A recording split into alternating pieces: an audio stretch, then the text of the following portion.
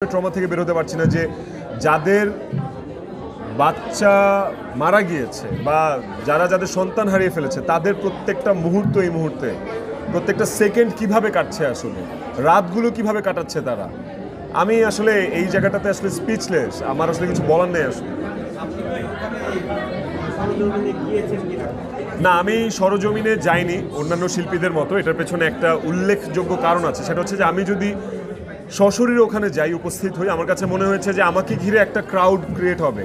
ওই ক্রাউডটার কারণে হয়তো উদ্ধার কাজে বা রেস্কিউ টিমের, ফায়ার সার্ভিস, সেনাবাহিনী বা যে কারোই ওখানেও একটা ব্যাঘাত ঘটতে পারে আমাকে ঘিরে যে ক্রাউডটা হবে সেটার জন্য।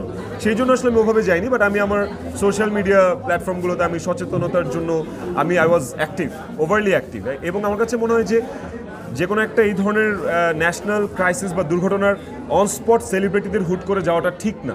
কারণ একটা সেলিব্রিটি যেখানে যাবে সেখানে 100 জন মানুষ যাবে, ওই 100 জন মানুষের ক্রাউডটা ওই সিচুয়েশন সামাল দিতে আসলে ব্যাঘাত ঘটাবে আমার কাছে মনে হয়। সো এটা একটু বুঝে শুনে, নট অনলি ব্যক্তিগত অফিস, আমার অফিস ডিওএইচএসে আমার বাসা, তো বিমানটা বোধহয় ডিওএইচএসের ওপর হয়েও গিয়েছিল।